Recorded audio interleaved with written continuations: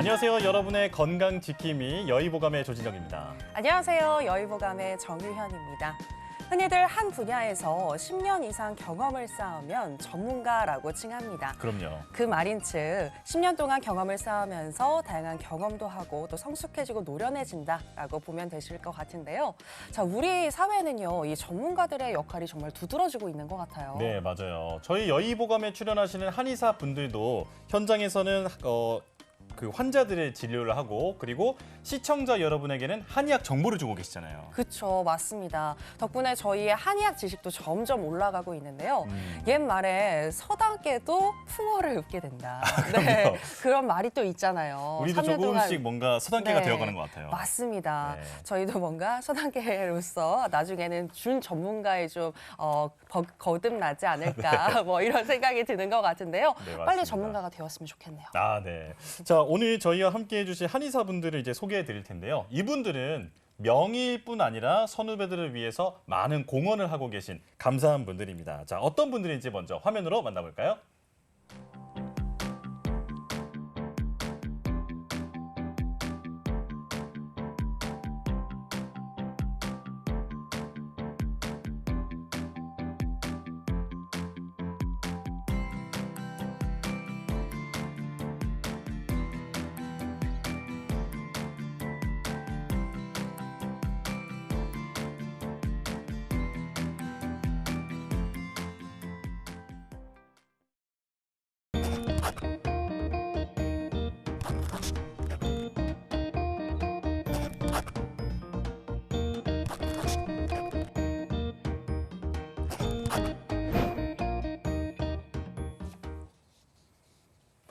네, 오늘 여의보감은 대한여한의사회와 함께하겠습니다. 박수연 회장님 그리고 남지영 부회장님 모셨습니다. 어서 오세요. 안녕하세요. 반갑습니다. 네, 나오셔서 고맙습니다. 저희가 방송 들어오기 전에 이야기도 나누고 또 리딩도 한번 해봤잖아요. 근데 저는 이렇게 두 분을 뵈니까 뭔가 일로 만난 사이가 아니라 정말 친자매처럼 찐한 무언가가 느껴진다라는 생각이 전 많이 들었어요. 맞아요. 정말 많이 친하신 것 같은데 어떻게 도원결의를 하셨다고? 네, 맞습니다. 네. 저희가 연희사회 활동을 하기 이전부터 저희가 도원결이 비슷하게 맺어가지고 거의 의자매처럼 잘 네. 지내고 있는 사이입니다. 그래서 일할 때 굉장히 많은 도움을 받고 있습니다. 네, 이 여자들의 의리가 정말 또 중요하거든요. 아, 그럼요. 더 노래 가사도 찐합니다. 있잖아요. 네. 네. 자, 협회 활동을 하면서 두 분 사이가 더욱더 돈독해진 것 같은데요. 두 분이 함께하고 있는 대한여한의사회는 어떤 협회인지 먼저 회장님께서 소개해 주실까요? 네, 저희 대한여한의사회는 회원 7,000명 정도가 지금 활동을 하고 있는데요. 네. 1965년도에 창립이 되었습니다. 그래서 국민건강 증진이라는 의료인 공동의 목표 아래 내부적으로는 여한의사의 권익을 보호하자. 그다음에 외부적으로는 우리 여한의사의 그러니까 전문직이 갖는 어떤 사회적인 책임 수행을 잘하자. 이런 목표로 이제 세워진 단체입니다. 네. 그래서 일단 저희 슬로건이 포용과 치유로 미래를 선도하는 대한여한의사회입니다. 네. 슬로건에서 뭔가 좀 느껴지시죠? 네. 네. 그러니까요. 공익 냄새가 확 나요. 네. 그래서 포용과 치유로. 일단 따뜻함, 그다음에 포용력으로 네. 일단 몸만 치료하는 게 아니라 마음도 보살펴주는 치유를 하자. 하지만 열정과 어떤 그런 희생 정신을 가지고 미래를 향해서 전진하자라는 좀 복합적인 의미를 담으려고 저희가 슬로건을 이렇게 만들었습니다. 네. 1965년도에 창립된 이후에 2013년도에 사단 범인으로 일단 그 체계를 갖췄고요. 네. 2017년도에는 대한한의사협회 산하 단체로 공식적으로 이제 참여를 하게 돼서 조금 더 이렇게 협회와 좀 이렇게 긴밀하게 좀 협조를 지금 하고 있고요. 네. 네네. 특히 지금 대한한의사협회가 44대 집행부인데요. 이 44대가 2021년부터 시작을 했습니다. 네. 이때는 여한의사 회장인 제가 당연직 부회장으로 임명이 되면서 협회의 공조 관계를 조금 더 돈독하게 하면서 여한의사회뿐만이 아니라 좀 한의사의 직능 대표로서도 좀 활동을 열심히 하고 있는 상태입니다. 아, 그렇군요. 무척 바쁘시다. 네. 네. 이런 된 것 같은데요. 네, 맞습니다. 맞습니다. 이렇게 바쁘신 와중에 또 이렇게 나와주셔서 다시 한번 감사하다는 말씀 드리고 불러주셔서 싶고요. 감사합니다. 네. 지금 이렇게 이야기를 들어보니까 정말 오래된 협회이다라는 생각이 드는 것 같습니다. 보통 협회의 경우에는 함께 정보를 공유하고 또 새로운 것을 알려주는 역할을 하고 있잖아요. 대한여한의사회의 경우에는 회원을 위해서 어떤 활동을 하고 계신지 이 부분도 궁금합니다. 네, 처음에 말씀드렸듯이 내부적으로는 저희 회원을 권익을 보호하자, 그다음에 권익을 증진하자 이게 네. 목표입니다. 그래서 뭔가 여성으로서 아니면 한의사로서 불이익을 당한 회원들에게 조금 저희가 힘이 되어주려고 노력을 하고 있고요. 그다음에 저희는 아무래도 여한의사라는 어떤 전문직 단체이기 때문에 좀 의학적으로, 학술적으로도 그 역량을 강화하기 위해서 약간 학술적으로도 조금 도움을 주려고 노력을 하고 있습니다. 네. 네네. 예를 들어서 이제 추나가 이제 그 건강보험에 편입을 했는데 보통 남자 한의사분들이 하는 추나요법과 여한의사들이 하는 추나요법이 약간 차이가 있습니다. 그래서 저희가 만약에 추나요법 교육을 하게 되면 저희는 조금 더 여한의사한테 특화된 그런 이제 교육을 통해서 여한의사들한테 도움을 좀 주려고 하고 있고요. 예. 그다음에 2022년도 말에 저희가 그 대법원 전원합의체에 의해서 초음파가 이제 합법화가 됐습니다. 맞아요. 그런데 네네. 이제 지금 협회에서도 여러 가지 다양한 보수 교육을 통해서 초음파 교육을 하고 있는데 저희 여한의 사회는 조금 더 여성들한테 좀 특화되게 부인과 초음파에 대해서 따로 보수 교육을 진행할 정도로 네. 조금 특화된 좀 어떤 학술적인 도움을 주고 있고요. 네. 그러다 보니까 뭐 여성 질환에 조금 더 특화된 뭐 피부요법이라든지 비만, 그다음에 메소요법 같은 여한의사들이 조금 더 잘할 수 있는 그런 분야에 대해서 좀 학술적으로 조금 역량 강화를 하기 위해서 좀 도움을 주고 있습니다. 예. 그렇군요. 말 그대로 선후배들이 그간의 노하우와 비법을 아낌없이 공유를 하면서 네. 서로 밀어주고 끌어주는 단체다 이런 생각이 드는데요. 네. 자, 후배 연구자, 젊은 연구자들을 격려하기 위해서 진행하고 있는 사업도 있다고 들었습니다. 이건 부회장님께서 설명해 주시죠. 네. 격려와 동기부여가 우리가 어떤 일을 할 때 굉장히 많은 힘이 되잖아요. 네. 그래서 대한여한의사회에서는 미래인재상이라는 제도를 시행을 하고 있습니다. 신진 연구자들, 한의학 연구를 수행하는 신진 연구자들을 발굴하고 격려하기 위한 제도인데요. 박사학위를 딴 지 5년 이내의 연구자, 네. 그리고 비정규직 연구자들 네. 중에서 연구 업적이 뛰어난 인재들을 발굴해서 1년에 1명 내지 2명에게 상을 수여를 하는데요. 벌써 이제 4년 차로 접어들었고 대한여한의사회 미래인재상을 수여한 분들 중에 정규직 교수로 바로 채용이 된다든지 이렇게 승진하는 경우가 많아서 저희 미래인재상의 권위도 굉장히 높아지고 있습니다. 네. 네네. 그리고 대한민국에서 굉장히 권위 있는 단체 중에 여성과학기술인 총연합회라고 있는데요. 네. 거기에 있는 미래인재상도 굉장히 큰 상이거든요. 네. 네. 근데 2021년 2회 수상자인 허유진 회원이 여성과학기술인 총연합회의 미래인재상을 수상하는 쾌거도 오. 있었습니다. 아, 그렇군요. 와, 기분이 너무 좋으셨을 것 같은데요. 지금 들어보니까 대한여한의사회 미래인재상. 와, 정말 여한의사들에게 새로운 기회가 또 제공이 되지 않나라는 생각이 드는 것 같습니다. 자, 그리고 예비 여한의사들이 더 큰 꿈을 가지고 사회에 발을 디딜 수 있도록 또 도움을 주신다고 알고 있는데요. 하시는 활동 중에 진로 멘토링 행사라고 있다고 들었습니다.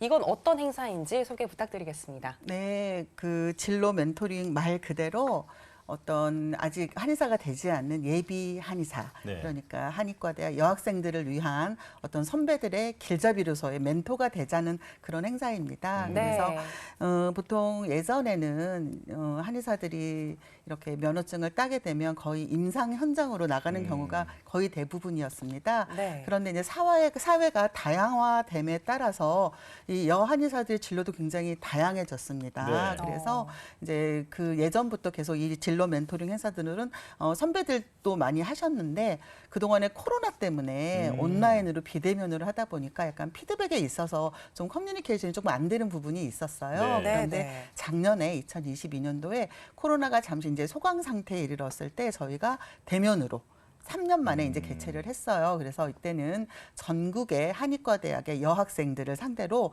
일단 신청자를 받았거든요. 근데 네. 100명이 신청을 해가지고 굉장히 뜨거운 호응 아래 일단 본인들이 졸업을 한 후에 나갈 수 있는 진로에 대한 어떤 청사진을 좀 제공을 했죠. 예. 그래서 작년에 참가한 멘토들은 어떤 분들이었냐면 이 보건복지부 그 정부 기관에서 활동하는 여한의사분, 그다음에 한의사가 된 후에 로스쿨에 진학을 해서 변호사로 활동하시는 분, 그다음에 임상과 학계에서 같이 계시는 임상 교수님, 예. 그다음에 연구에 매진하고 계시는 연구 교수님, 이렇게 거기다가 보통 학생들이 이제 졸업을 하면서 고민이 임상을 나갈 때 전문의를 할까 아니면 바로 임상에 갈까 고민을 하는데 네. 전문의를 취득을 하고 임상 현장에 있는 그런 멘토 5분을 모시고 1부에서는 강의 형식으로 진행을 했고요. 네. 네. 그다음에 2부에서는 조금 더 좀 밀착하게 좀 저희가 진행을 했는데 저희 여한의사 임원들과 그룹핑을 해서 네네. 직접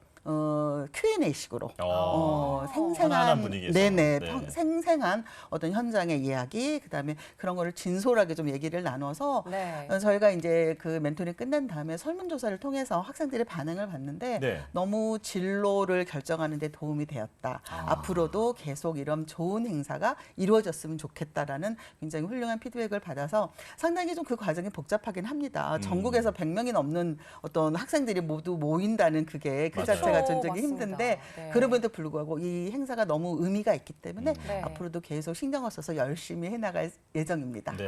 네. 이게 정말 어디서도 얻을 수 없는 진로 정보이기 때문에 네. 참가자들의 만족도가 참 높았을 것 같다 이런 맞습니다. 생각이 드는데요. 자, 그런가 하면 또 장학 사업까지 진행하고 있다고 하는데 부회장님 설명해 주시죠. 네, 멘토링은 시작한 지 10년 이내의 사업인데 그보다 훨씬 오래된 것이 장학 사업입니다. 네. 저희 대한여한의서에서는 장학위원회를 따로 두고 있는데요. 네. 오랫동안 선배님들께서 기금을 모아서 장학 사업을 하는 건데 매년 2번씩, 2명씩, 그러니까 1년에 4명을 뽑아서 수여를 합니다. 네. 전국 한의과 대학 11군데인데요. 11개 한의과 대학에서 추천을 받아서 그 서류 심사를 공정한 절차를 통해서 학생들을 뽑는 거죠. 이렇게 해서 1년에 4번 장학금을 수여를 하고 있고요. 네. 장학위원회 그 장학기금 이외와 별개로 선배님들 중에서 병원을 크게 하시는 분들도 계시거든요. 네. 의료재단 하시는 분들, 강명자 명예회장님의 명경의료재단,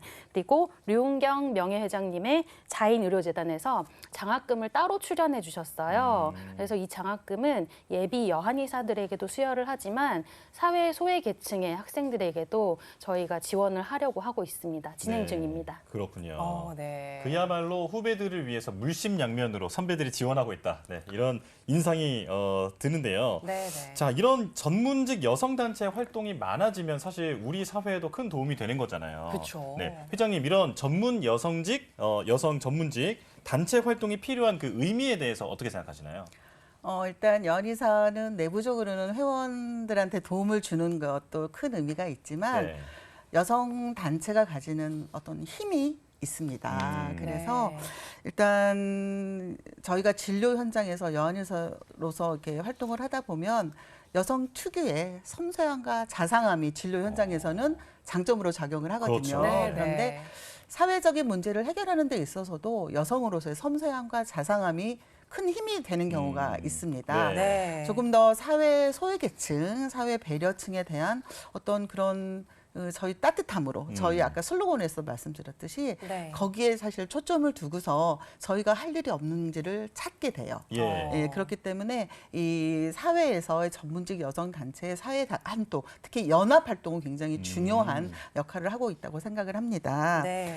예, 그런데 이제 여한의사들이 이제 모든 뭐 여한의사뿐만이 아니라 모든 워킹맘들의 숙제죠. 저희는 진료도 해야 되고, 그다음에 가정을 가지고 있으신 분들은 뭐 육아라든지 어떤 가정 생활을 해야 되는데 네. 거기다가 사회 활동을 하려면 플러스 알파가 필요하죠. 그런데 이제 개인이 어떤 사회적으로 의미 있는 일을 하고자 노력을 하면 사실 어디서 어떻게 갈지를 사실 길을 잘 몰라요. 그래서 그런 역할을 단체가 해야 된다고 생각을 해요. 네. 그래서 네. 어떤 이 사회 활동을 하고자 하는 어떤 여한의사를 포함한 전문직들이 어떤 이런 사회적 참여를 할 수 있도록 어떤 길잡이 역할을 하고 어떤 제도적으로 필요하면 그런 제도적인 장치도 좀 뒷받침이 돼야 되고 이런 역할을 단체가 하면서 네. 사회에 좀 의미 있는 행사를 그다음에 힘을 가지는 게 중요하다고 생각을 해요. 네, 그래서 네. 특히 또 여성분들 같은 경우는 특유의 섬세함으로 본인들이 어떤 보건복지 분야에서 본인들이 느끼는 어떤 그런 단점이 있잖아요. 네. 그런 걸 좀 정책 기반으로 연결을 할 수 있도록 좀 실질적으로 이런 활동들이 결국에는 국민들을 위한 공공복지에도 좀 도움이 될 수 있다고 생각을 합니다. 아, 예. 네. 지금 정말 좋은 말씀 해주셨는데요. 아무래도 두 분도 슈퍼 워킹맘이시기 때문에 맞아요. 또 같은 고충도 가지고 계실 것 같고 또 도움도 많이 회원들에게 주시지 않을까라는 생각이 듭니다. 특히 회장님은 타대학을 졸업을 하시고 출산을 하신 후에 한의대를 입학을 하셨습니다. 그리고 본과 3학년 때 또 출산을 하셨는데 수석 졸업을 하셨어요. 대단하세요. 와, 정말 대단하신 것 같습니다. 어떻게 육아와 그리고 공부를 병행하셨는지 이 부분도 궁금하고요. 그리고 졸업 후에 한의사의 길로 들어서면서 계속 워킹맘으로 지내오셨잖아요. 어떻게 협회 활동까지 이렇게 또 하게 되셨고 또 워킹맘으로서 이런 활동을 하실 때 힘들진 않으신지 궁금합니다. 사실 한의대나 한의계에서는 저와 같은 경력을 가진 분들이 굉장히 많으세요. 그래요? 그래서 정말요? 저도 뭐 한의대를 다닐 때 쉽게는 안 다녔지만 또 저의 고생이 그렇게 최상은 아니었습니다. 그래서 더 어렵게, 더 힘들게 한의사의 꿈을 갖고 지금도 열심히 노력하시는 분들 많아서 네. 뭐 제가 이렇게 나서기는 조금 부끄러운 상황이고요. 네. 너무 겸손하신 거 아닌가요? 아닙니다. 그래서 일단 제가 협회 일을 시작을 하게 된 거는 저희 교수님께서 이제 저희 강의를 오셔가지고 아마 그분이 연희사회 회장님을 하실 예정이 있으셨나 봐요. 네네. 그래서 그분과 함께 그분 병원에서 일을 하게 되면서 협회에 발을 들이게 돼서 네. 30대 이제 협회 일을 시작을 하게 되었고요. 아. 근데 워킹맘으로서 조금 제가 엄마 역할을 좀 충실히 해야 될 그 시기에는 사실 제가 협회에서 조금 일을 많이 못한 적이 있었어요. 네. 그래서 제가 회장을 맡으면서 어떤 이런 사회적 참여에 대한 의욕이 있는데도 어떤 그런 여건 때문에 잘 못하는 저희 후배, 저희 부회장님도 마찬가지인데 그런 후배님들을 위해서 아이를 데리고 같이 협회 활동을 할 수 있는 좀 그런 분위기를 만들어 보자라는 생각으로 저희가 뭐 여러 가지 활동을 할 때 자녀 동반을 좀 추천을 그래서 저도 그 당시에 겪었기 때문에 네. 그래서 제가 어느 정도 워킹맘으로서 아이들의 학업이 어느 정도 정리가 된 다음에 네. 내가 그동안에 의욕은 있었으나 여건상 못했던 어떤 협회 활동 네. 어떤 사회적인 기여 그걸 좀 해보자. 그래서 저는 다시 50대가 돼서 다시 이제 협회 활동을 시작을 했는데 굉장히 의미 있는 활동을 여기저기서 많이 하고 있고 그다음에 저희 후배들이 좀 사회적 참여를 할 수 있도록 제가 좀 이렇게 밑받침이 좀 되고 싶어서 지금도 좀 열심히 하고 있습니다. 네. 네. 지금 회장님 말씀을 쭉 들어봤지만 네. 가슴 속에 언제나 이 사명감이 살아 숨쉬는 분인 것 같아요. 맞습니다. 네. 아. 자, 그런데 부회장님도 만만치 않은 분입니다. 일단은 지금 교단에서 강의를 하고 계시고요. 그리고 진료도 하시고 협회 활동까지 하시는데 심지어 지금 거주지가 제주도세요. 네. 뭐 하나 해내기에도 정말 쉽지 않은 그런 여건인데 네. 이렇게 열심히 활동에 참여하시는 이유 어떤 건가요? 말씀하신 대로 제가 제주도에 거주하고 있어요. 네. 그래서 제주도에 살기 때문에 사실 지리적인 여건이 너무 안 좋은 거예요. 이렇게 오늘 방송을 위해서도 아침부터 준비를 해서 비행기를 타고 온 다음에 부랴부랴 와서 그리고 뭐 일단 하루를 자고 가야 되고 뭐 이런 네. 일들이 있어서 조금 힘든 상황인데 그래도 어떤 일을 할 때 좀 열심히 하고자 하는 마음이 있어서 맡고 있는 일들이 조금 있었거든요. 저희 모교에서 모교가 회기동이거든요. 근데 예. 또 서울에서 대학원 강의를 하고 있고 네, 네. 저희 한의원이 이제 전국에 지점이 여러 개인데 거기 대표도 하고 있었어요. 지금은 아니지만 그 와중에 이제 우리 회장님 제가 공적으로는 굉장히 존경하는 선배님이고 네. 사적으로는 아까 저희가 소개할 때 도원결이 얘기했잖아요. 네. 엄청 좋아하는 언니인데 삼국지예요.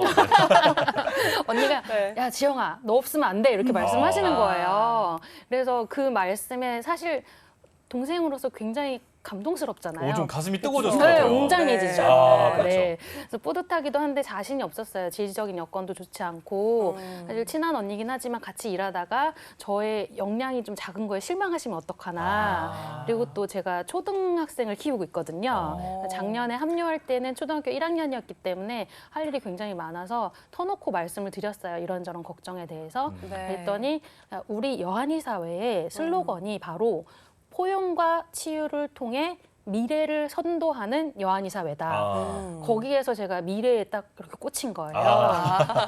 왜 유럽 같은 경우에는 여성 국회의원들이 국회에 아이를 데리고 가기도 하고 맞아요. 심지어 모유수유도 맞습니다. 하고 맞아요. 이런 모습도 있잖아요. 그래서 워킹맘도 대외 활동을 이렇게 할 수 있다라는 여건을 만들어주고 그것들을 실제로 실행하고 싶다라고 하시는 말씀에 네. 용기를 갖고 참여하게 되었습니다. 아, 네. 정말 두 분의 이야기를 들으니까 같은 여자로서 가슴이 막 뜨거워집니다.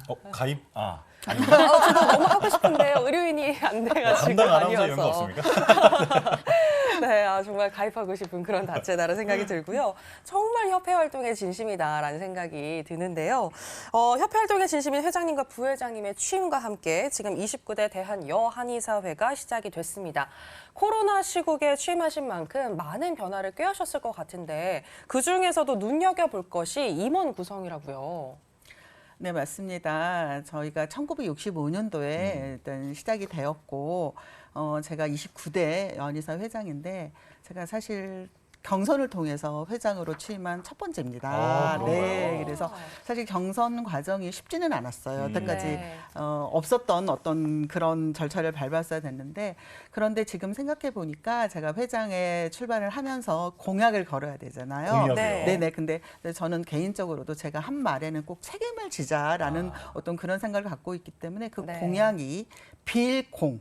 공약은 되지 말게 정말 현실적으로 이 단체가 성장하는 데 좀 도움이 되는 공약을 좀 생각을 해봤습니다. 네. 그래서 네. 7천 명의 회원들이 사실 당연 가입이 아니기 때문에 참여율이 조금 떨어지는 경향이 있었어요. 네. 이제 그 이유는 약간 친목 위주로 하다 보면 이 온라인 세대, 특히 MZ 세대까지 아울러야 되는데 친목으로만은 조금 문제가 있지 않나, 한계가 있지 않나. 그래서 제가 공약의 첫 번째가 세대 간, 지역 간 교류의 확대였습니다. 그래서 보통 이제 임원들은 여한의사 활동을 좀 오래 하셨던 약간 40대 후반이나 50대도 이제 그 전에는 좀 채워져서 활동을 하시고 계셨는데 네. 저는 좀 약간 그거를 파격적으로 저희 제일 어린 임원들이 20대 후반도 있습니다. 20대 후반이요? 네, 네, 네. 네. 그래서 20대 후반, 30대, 40대 초반까지 그 굉장히 열정적이고 그다음에 MZ 세대 이 시대의 흐름을 잘 읽을 수 있는 그런 세대로 완전히 세대 교체는 아니지만 젊은 피 수혈을 사실 임원들에게 했습니다. 그러다 네. 보니까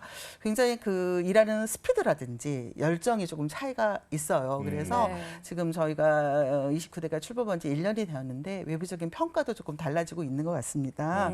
특히 이제 코로나 시대를 거치면서 저희가 이제 온라인 문화에 네. 조금 더 적합하게 됐잖아요. 그래서 네. 예전에는 모두 오프라인으로 진행되던 어떤 행사들이 온라인과 겸한다든지 뭐 이렇게 세대가 변하면서 저희가 코로나 시대를 준비를 하면서 뭔가 활동을 해야 되니까 그 당시에는 너튜브를 시작을 했었어요. 코로나 예. 시대에. 그런데 네. 코로나가 끝나도 사실 지금 거의 대세가 너튜브잖아요. 네. 그래서 약간 이 너튜브를 조금 더 체계적이고 조금 더 좀 확대를 시켜보자. 그래서 이거에 맞춰서 저희가 그전에는 없던 정보통신위원회를 일단 제가 수혈한 젊은 피 위주로 일단 만들게 되었습니다. 예. 그래서 그 정보통신위원회가 주축이 돼서 일단 뭐 유튜브 활동이라든지 홈페이지 활동이라든지 온라인 활동 같은 지금 열심히 해서 좀 그런 게 조금 저희가 29대 들어와서 조금 달라진 면이라고 볼 수 있죠.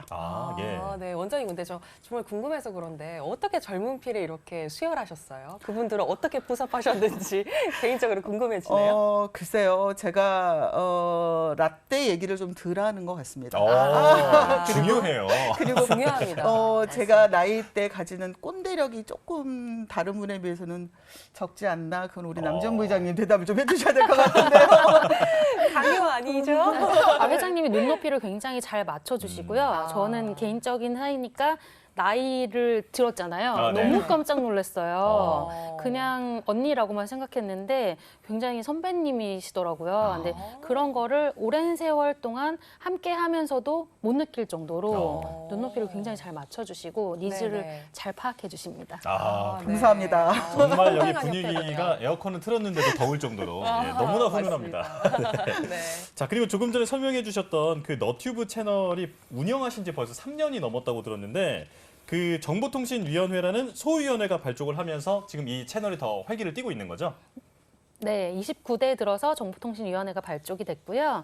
너튜브는 그 이전부터 저희가 진행을 한 건데 네. 사실 시작은 돌파구를 찾다 보니까 시작이 되었습니다. 네. 2020년 초에 네. 코로나가 확 터졌잖아요. 맞아요. 네네. 근데 여한이 사회는 아무래도 봉사활동과 또 이제 후배 여한이사들을 위한 교육 사업 이런 거 위주다 보니까 찾아가는 사업이 굉장히 많았어요. 네. 근데 코로나 때문에 찾아갈 수가 없잖아요. 그렇다고 우리가 사업을 안 할 수는 없고 사회적으로 어떤 기여를 할 수 있을까? 그럼 정보 전달이라도 제대로 해보자라는 생각에서 너튜브 사업이 시작이 되었고요. 그때는 탄탄하게 베이스를 쌓기 위해서 진료적인 부분, 그러니까 한의학 홍보를 좀 초점을 맞춰서 네. 여한의사가 할 수 있는 뭐 추나 치료 그리고 뭐 코로나를 대응하는 방법 그리고 뭐 사시사철에 따른 뭐 이런 것들 네. 그리고 또 우리 회장님이 그때 당시에 부회장님으로 재직하실 때 굉장히 많이 신경을 쓰셨는데 네. 여성의 생애 주기별 질환 치료 아. 이런 부분에 대한 영상들을 굉장히 많이 만들어서 속적을 하고 또 타 단체하고도 교류를 하려고 노력을 했습니다. 네. 여성의 생애 주기별 질환 치료요. 이 부분은 저도 궁금해지는데 혹시 관심 있으신 분들은 대한여한의사협회 너튜브 채널을 한번 방문해 보시는 것도 좋겠다는 생각이 듭니다. 자, 그리고 이제 29대를 시작하면서 코로나도 종식이 된 만큼 뭔가 좀 달라진 점이 있을 것 같은데요. 어떤 게 달라졌을까요? 네, 코로나가 종식이 됐기 때문에 뭐랄까 사람들이 운신의 폭이 자유로워지다 보니까 몸이 자유로워지니까 생각도 좀 더 자유로워진 것 같아요. 네. 그래서 아이디어도 굉장히 풍부해졌고 또 29대 들어서 너튜브를 운영하고 만드는 정보통신위원회가 새롭게 발족이 됐잖아요. 네. 네. 발족만으로도 우리가 뭐 새로운 시도였지만 어쨌든 실질적으로 콘텐츠를 좀 다양하게 하기 위해서 채널의 카테고리를 2개로 나누었습니다. 여한보감과 여한톡톡인데요. 말에서 느껴지듯이 여한보감은 좀 진지한 내용, 아. 여한톡톡은 톡톡 튀는 내용. 두 가지 컨셉트거든요. 그렇죠. 그래서 여한보감에서는 한의학을 안내하고 한의학을 홍보하는 이런 진지한 내용들을 저희가 구상을 하고 있고 여한톡톡은 우리 여한의사회 회원분들의 약간 일상과 독특한 활동 이런 것들을 소개를 하고 있는데요. 네. 네. 정말 다양한 회원들이 많더라고요. 제가 섭외를 하면서 너무 깜짝 놀랐어요. 미스 코리아, 뭐 오. 피트니스 모델 이런 미인 대회 출신 한의사분들도 계시고 네. 뭐 춤추는 한의사.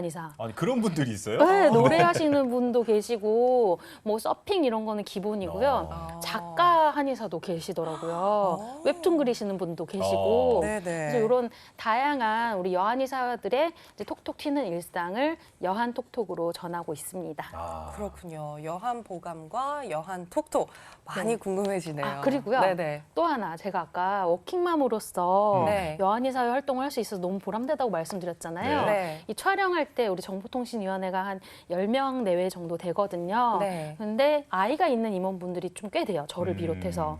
근데 그 촬영 현장에 아이와 함께 와서 어쨌든 우리는 출연도 하고 뭐 구상도 하고 뭐 그렇게 해야 되는데 안 네. 올 수는 없잖아요. 그렇죠. 네. 아이를 동반해서 열심히 일하는 엄마의 멋진 모습을 저도 같이 한 적이 있거든요. 예. 아이들도 너무 좋아하고요. 네. 실질적으로 우리가 정말 여자 한의사로서 할 수 있는 일들을 하는구나 하고 정말 많이 느껴집니다. 아, 네, 우리 왠지 아이들한테도. 그때부터 네네네. 네, 아이들이 집에 가면 엄마 말을 더 잘 들을 것 같아요. 그러니까요. 이거 막 진짜 멋있는 사람이었구나.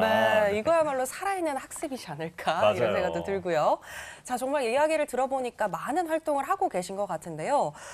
그 중에서 또 주목해야 하는 게 바로 이 의료 봉사 활동이 아닐까 싶습니다. 오래전부터 미충족 의료 개선을 위한 활동에 힘을 쏟고 계시다라고 써져 있는데 미충족 의료가 무엇이고 여기에 힘을 쏟는 이유는 또 무엇인지 궁금하거든요.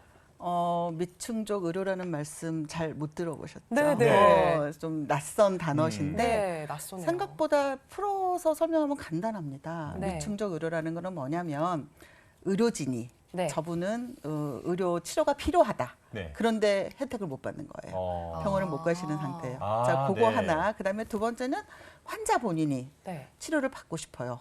그런데 여건이 안 돼서 치료를 받을 수 없는 그런 분들을 미층적 의료 대상이라고 합니다. 네. 그래서 우리나라처럼 건강보험이 잘 되어 있는데 과연 미층적 의료 대상이 있을까라고 좀 의문점을 가지시는 분들이 있는데 네. 2020년 통계청 기준으로 보면 우리나라 인구의 6.6% 정도가 미층적 의료 대상이라고 꽤 합니다. 많네요. 네, 꽤 생각보다 많구나. 많죠. 그래서 네. 일단 이 미층적 의료 대상은 주로 여자일수록 그다음에 취약한 환경에 경제적으로 네. 그런 분들, 그다음에 학력이 낮을수록, 그다음에 조금 더 좀 이렇게 재정 수준이 낮은 지역에 생활하시는 분들, 네. 농촌 지역, 그러니까 교통이 불편한 그쪽 분들이 사실 아무래도 미층적 의료 대상이 됩니다. 결국은 병원을 가고 싶은데 여건이 안 돼서 못 간다. 그러면 병원을 못 가는 이유가 보통 생각하면 뭐 병원비 생각하는 경제적 이유를 생각을 하시는데 네. 네. 일단 경제적 이런 이유도 사실 미층적 의료의 한 대상이 되지만 심리적으로 내가 이런 질환을 갖고 있는데 내가 의료인을 찾아갔을 때 혹시 이게 좀 의료인한테 2차적인 가해를 입지 않을까. 그러니까 예를 들면 뭐 성폭력 피해자라든지 네. 그다음에 이주 여성 같은 경우는 언어가 안 통하잖아요. 네. 그런데 못 가시는 분들 또 이런 분들이 약간 그 심리적인 요건 때문에 그럴 수 있고요. 그다음에 네. 사회적인 환경 자체가 조금 허용이 안 돼서 네. 일단 미층적 의료 대상이 되시는 분들이 많이 있습니다. 그래서 저희가 이제 의료 봉사 활동을 하는 대상이 주로 이 미층적 의료 대상에 대해서 이제 의료 봉사 활동을 하고 있는데 좀 다양하게 저희가 어떤 쉼터라든지 어떤 그런 집단 거주지에 가서 아니면 이렇게 집합을 시켜서 의료 봉사를 하는 좀 상태에서 하다 보니까 아무래도 한계가 있더라고요. 네. 그래서 네. 저희가 그거를 조금 확장을 해서 일단 미층적 의료 대상인 저희가 여성과청 시범 사업을 통해서 지금 4년째 네. 지금 하고 있는데 그 네. 대상이 성폭력 어. 피해자, 그러니까 트라우마로 진료를 받고자 하나 어느 병원으로 가야 될지를 모르시는 분들, 그다음에 이주 여성인데 한부모 이주 여성이에요. 이분들은 어떤 분들이냐면 이제 이주 여성은 이제 외국에서 오신 한국으로 네. 결혼을 하러 오셨는데 어떤 사정 때문에 그 가정생활을 영위를 못하시고 한부모, 그러니까 아이를 데리고 혼자 생활하시는 분들이에요. 한국에서요. 네, 한국에서. 네. 그러니까 이분들이 일단 집에서 이제 도저히 같이 살 수가 없어 나오실 때는 어떤 쉼터라는 어떤 그런 집단 생활을 하세요. 근데 그게 좀 한시적이어서 이분들이 또 가장으로서 활동을 하셔야 되잖아요. 예. 네. 그러니까 이런 분들이 병원을 가고 싶어도 경제적으로도 안 되고 시간적으로 안 되는 분들을 저희가 성폭력 트라우마 환자 같은 경우는 전국 성폭력 상담소를 통해서 이 환자를 받아서 저희 이제 연의사 회원들 중에서 이런 의료 지원을 해주실 분을 선택을 해서 1대1로 매칭을 해서 그분들을 그 한의원으로 보내서 네. 진료를 받게 하고 저희가 좀 의료 지원을 해드리고 그다음에 이주 여성도 마찬가지입니다. 그 저희가 이주 여성 센터와 MOU를 맺어가지고 네. 지금 계속 활동을 하고 있는데 그분들이 쉼터에 계신 분들 저희가 쉼터로 가서 진료를 해드리고 그다음에 이제 그 가장으로 생활하시는 분들은 거의 이렇게 직업을 가지셔야 되니까 네네. 병원을 못 다니시는 거예요. 그래서 그분들을 저희가 방문 진료할 수 있으면 방문 진료를 한다거나 아니면 내원에서 좀 치료를 한다거나 아니면 뭐 전화 상담을 한다거나 이런 식으로 좀 접근을 하고 있습니다. 그래서 네. 약간 이런 게 미층적 의료가 단순히 진료를 못 받는 상태뿐만이 아니라 요즘에는 약간 그 개념 자체를 조금 확대하자는 움직임이 있습니다. 그 말은 네. 환자분이 내가 어떤 치료의 필요성을 인지를 하고 진료를 받고 진료를 진행함에 있어서 뭔가 불충분한 어떤 그런 과정을 거치지 않도록 약간 미충족의 의료의 범위를 조금 확대하자라는 그게 좀 사회적으로 좀 바뀌고 있는 지금 추세입니다. 그래서 예.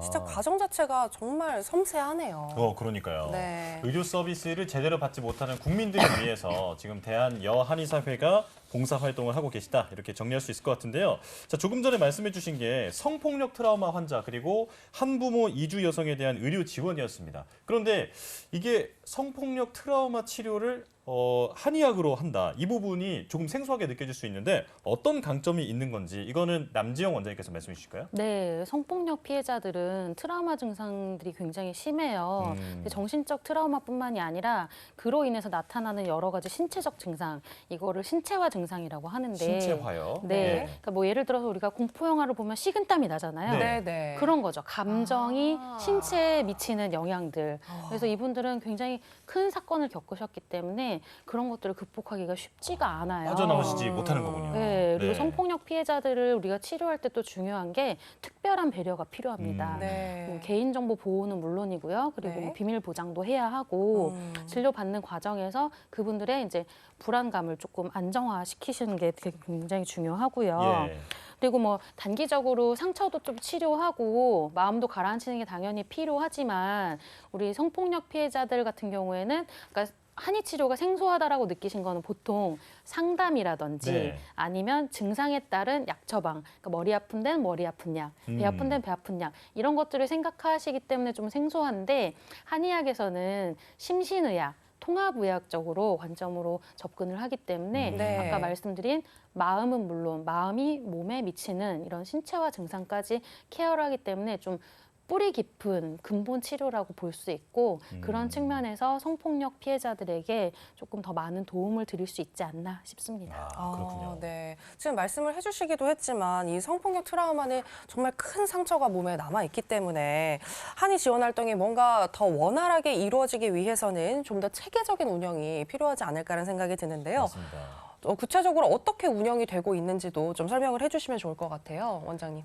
네, 제가 지금 여성과청에서 지원을 받아서 시범 사업을 4년 동안 했고 이제 5년째 들어가는데 저희가 이런 환자들을 대하면서 지금은 처음에는 정말 트라우마 치료가 한의로 될까라는 의문점을 많이 가지셨어요. 그 저희도 네. 사실 과연 얼마만큼의 반응이 있을까 좀 걱정이 되던 부분이 있었는데 저희가 시범 사업을 거치다 보니까 너무 그 반응이 폭발적인 거예요. 예. 그래서 일단 심리적으로도 환자들이 피해를 입었는데 어디다가 얘기를 할 데가 없는 거예요. 그래서 네. 상담은 그러니까 성폭력 상담소를 통해서 상담은 받고 있었지만 그분들이 약간 신체화 증상, 신체 통증이라든지 어떤 소화기 장애, 어떤 수면 장애 이런 다양한 신체 증상을 직접적으로 해결해 주지는 못했던 거죠. 그래서 저희가 이제 신체화 증상을 치료를 하면서 느꼈는데 점점 그쪽에서 일단 환자들이 늘어나는 거예요. 네. 네. 그래서 환자들을 보낼 리스트를 저희한테 달라고 요구를 하시는데 저희가 지금 리스트가 전국적으로 뭐 없는 거죠. 그래서 작년에 보수교육을 통해서 일단 총론식으로 강의를 했고요. 네. 올해는 전국에 저희 역량 강화를 해서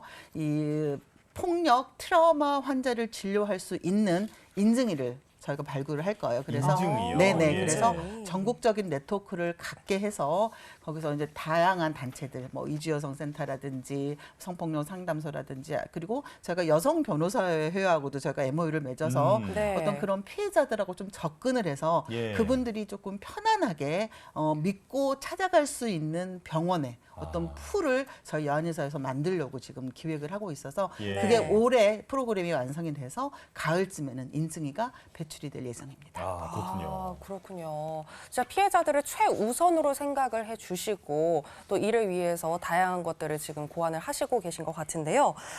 그리고 또 같은 여성으로서 뭔가 상대를 이해하면서 다가가시고 또 이를 통해서 환자가 마음을 열면서 뭔가 더 긍정적인 치료가 되지 않을까라는 생각도 드는데 이거는 여한의사로서 가지는 강점이라고 저는 생각이 들거든요.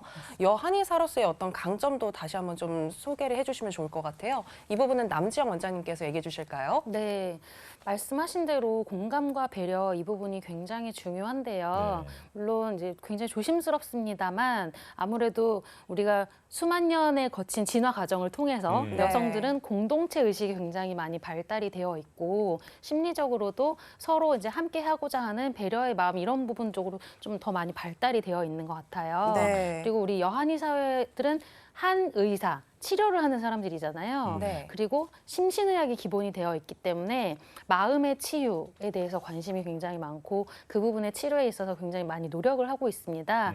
그래서 좀 상처받은 여성분들, 힘든 소외계층에게 조금 더 편안하고 따뜻한 느낌으로 다가가지 않나 싶습니다. 네. 네. 뭐든지 치료는 그 공감에서 출발하는 거잖아요. 그쵸. 네, 그렇기 때문에 여한의사만의 강점이 있다 이렇게 말씀을 해주셨는데요. 자, 성폭력 트라우마 그 치료에 대해서 설명을 해주셨고 또 하나가 한부모 이주 여성 그 의료 복지였잖아요. 이 부분도 좀 더 자세히 설명해 주실까요? 네, 아까도 말씀드렸듯이 의외로 우리나라에 지금 많은 이주 여성들이 생활을 하고 있습니다. 예. 네. 그런데 일단 의료 취약계층이고요. 그다음에 언어의 장벽 아. 또는 네. 건강보험의 문제 때문에 다양한 이유 때문에 일단 의료적으로 소외계층, 아까 아. 미충족 의료 대상입니다. 네. 그래서 네. 조금 그런 분들을 물론 이주 여성 센터라는 뭐 단체도 있어요.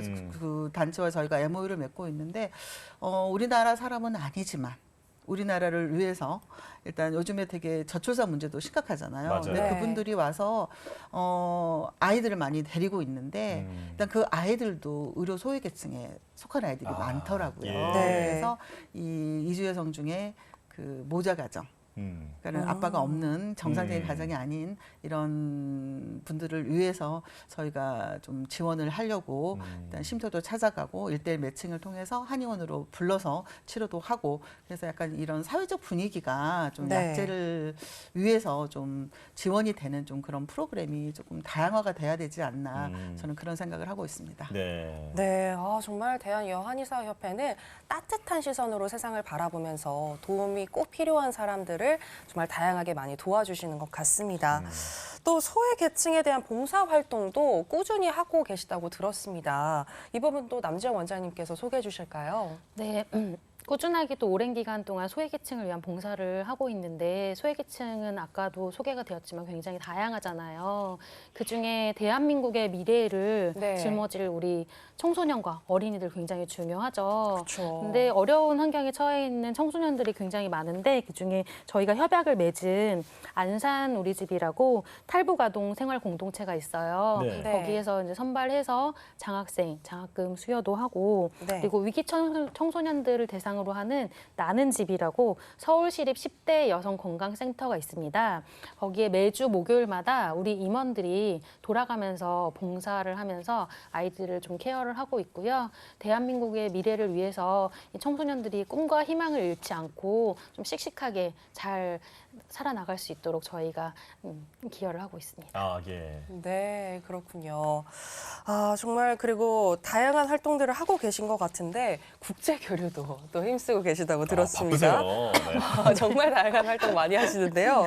특히 대만 여중의사협의회와의 협약을 하셔서 앞으로 대한여한의사회가 나아가고자 하는 방향에 좀 여러 가지로 영향을 주지 않을까라는 생각이 드는데 어떤 협약이 이루어진 거죠? 대만 중의사가 있어요. 네. 대만은 중의사가 한의사거든요. 네. 그래서 여중의사회와 재협약을 맺었는데 원래 협약이 맺어져 있었습니다. 네. 저희가 29대 집행부인데요. 23대, 24대 류은경 회장님께서 협약을 하셨다가 코로나 때문에 잠시 좀 중단이 되었는데 네. 이번에 코로나가 종식이 되면서 다시 재협약을 하고 그래서 그 두 단체가 지속적으로 앞으로도 더 잘 교류를 해보자. 그리고 학술 교류는 물론 회원들끼리의 뭐 교류 네. 그리고 어떤 뭐 지식의 공유라든지 어떤 그 시스템의 공유를 통해서 양국의 의료 체계 발전에 도움이 되고자 재협약을 진행하게 되었습니다. 예, 이 협약 당시에 그 대만 현지를 방문하신 걸로 알고 있는데, 네, 그 현지에서 직접 느끼신 게 대만과 우리나라의 어떤 그 제도적 차이가 있다라고 보셨을 것 같아요.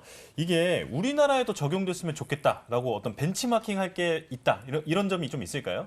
네, 맞습니다. 제가 저희 여한의사 임원들하고 해서 6명이서 단체로 저희가 가서 이제 협약을 맺고 왔는데 네. 이제 아무래도 이 전 세계적으로 한의사라는 제도가 흔한 제도는 아니에요. 그런데 네. 뭐 중국이나 일본하고는 굉장히 결이 좀 다른데 우리나라 한의사 제도와 가장 비슷한 제도를 가진 나라가 대만입니다. 아, 그렇군요. 그래서 대만은 특징적인 게 우리나라는 최근에 초음파가 합법화가 됐지만 네. 대만은 이전부터 일단 엑스레이, 초음파, 혈액 검사 모든 현대 의료 진단 기기를 사용을 하고 있습니다. 네. 그래서 약간 그 부분이 좀 부럽기도 하고 우리 한의학이 나아가야 되지 않나라는 좀 그런 생각을 하게 되었고요. 네. 또 하나는 이번에 코로나19 어떤 치료 현장에서 네. 대만은 국가적으로 일단 중의사협회를 지원을 해서 청관 1호라는 어떤 굉장히 그 신약을 네. 거의 중약인데, 그러니까 한약이죠. 한약인데 그거를 코로나 치료와 후유증에 오. 굉장히 잘 이렇게 써서 결과가 너무 좋습니다. 아, 네. 그래서 그거를 보면서 사실 우리나라는 코로나 현장에서 상당히 소외가 됐었는데 네. 어떤 이런 부분이 우리나라에도 도움이 된다면 차후에 감염병 대책에도 우리 한약이 큰 기여를 할 수 있지 않을까라는 그런 생각을 하게 되었습니다. 아, 예. 네. 진단기기랑 코로나 후유증 관련한 약제 사용. 이 부분은 대한민국에 사는 저도 대만인들이 좀 부러워지는 것 네, 같습니다. 맞습니다. 네. 이 부분은 좀 우리나라에도 도입이 되었으면 좋겠다라는 생각이 드는 것 같고요. 교류를 통해서 한의계가 발전을 해 나간다면 그만큼 값진 수확도 없겠죠. 자, 마지막으로 앞으로 또 어떤 활동을 계획하고 있는지 이 부분 궁금합니다. 앞으로의 계획 어떻게 되시나요? 네, 제가 얘기를 하겠습니다. 일단 우리나라에는 굉장히 여러 직능 단체가 있죠. 네. 그래서 직능 단체는 보통은 자기 회원들의 소리를 외부로 내는 자기 권리를 주장하는 대부분의 단체죠. 네. 그런데 일단 여한의 사회를 포함한 여자 전문직 단체는 어떤 본인의 직능에 대해서 권리를 주장하는 의미도 있지만 사회적인 의무, 사회적인 책임에 대한 어떤 부분도 있다고 생각을 합니다. 그래서 지금까지 저희 여한의사회가 이 사회적인 책임 수행을 위해서 열심히 달려오고 있는데 앞으로도 역시 사회적 책임을 위해서 다양한 소외계층, 저희가 섬세함과 자상함을 가지고 사회의 소외계층을 좀 돌볼 수 있는 그런 의미 있는, 그다음에 이런 단체가 힘을 가진 단체가 된다면 조금 더 사회에 옳은 소리, 좋은 소리를 낼 수 있는 단체가 될 거라고 저는 기대해서 앞으로 더 열심히 최선을 다할 것을 약속드리겠습니다. 네. 네. 자, 오늘 회장님과 부회장님을 모시고 대한여한의사회라는 단체가 어떤 단체고 또 어떤 일을 하는 곳인지 들어봤는데 저는 이제 이 방송을 보면서 나도 좀 가입하고 싶다라고 하는 예비 회원님들이 좀 계실 것 같아요. 네. 이거 뭐 어떻게 가입을 하는 건지 뭐 그런 절차 같은 게 좀 있을까요? 절차요, 네. 특별회원으로 모시고 싶네요. 저희 한번 불러주시면 영광이죠. 네, 감사합니다. 여한의사회는 모든 여한의사들에게 열려있는 단체입니다. 네. 대한여한의사회라면, 대한여한의사라면 대한여한의사회 회원이 되실 수 있고요. 특별히 뭐 허가제도라든가 이런 게 있지는 않아요. 홈페이지 간단하게 클릭하셔서 거기에 있는 소정의 연회비를 내시면 가입이 되는 거고요. 예. 네. 그 이상의 혜택이 굉장히 많습니다. 저희 홈페이지에 여러 가지 학술 활동에 대한 동영상들도 굉장히 많이 있고, 다만 정회원을 위해서 열려있기 때문에 정회원으로 가입하시면 여러 가지 활동을 할 수 있는 기회도 되고 본인의 역량 강화에도 도움이 되니까요. 많은 관심 부탁드립니다. 아, 예. 네, 대한여한의사협회에 관심 있으신 분들은 한번 참고해 보시면 좋을 것 같고요. 아무쪼록 오늘 회장님과 부회장님의 염원이 꼭 이루어졌으면 좋겠습니다. 고맙습니다. 네, 고맙습니다. 감사합니다. 감사합니다.